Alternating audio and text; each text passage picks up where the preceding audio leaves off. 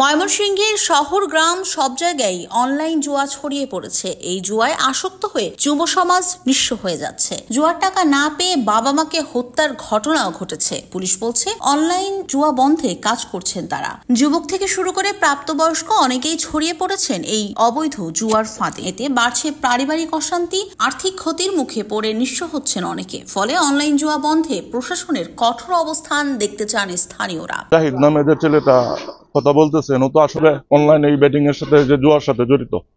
শুধু জাহিদরে দেখলেই হবে না, যারা বড় বড় রাঘব বল আছে ওদেরকে ধরিয়া আইনের আওতায় আনলে আমি আশা করি জিনিসটা খুব সুন্দর হইব। অনলাইন জুয়াগুলোর সাথে কিপার খেলা তো খারাপ হইলে আবার সবকিছু নষ্ট। এই খেলাটা একটা অস্বাভাবিক খারাপ, এটা অবৈধ খেলা।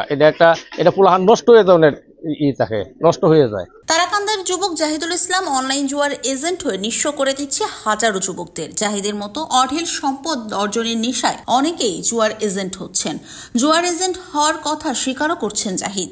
এটা খেললে আমার এখানে মনে করেন ইউজার আর কি ঢুকে আর কি সাব এডমিন দিছে। আমি এটা আপনার খুব কষ্ট আছি ডট লাইভ। এটা আমি সাব এডমিন সবাই দেখতে পারেন আপনারা চাইলে। আমাকে একটা এজেন্ট খুলে দিচ্ছে, আমি এজেন্টের। অনলাইন জুয়া ফৌজদারি অপরাধ দাবি করে পুলিশ বলছে জুয়ারিদের বিরুদ্ধে কঠোর অবস্থানে রয়েছেন তারা। অনলাইন জুয়া একটি ফৌজদারি অপরাধ।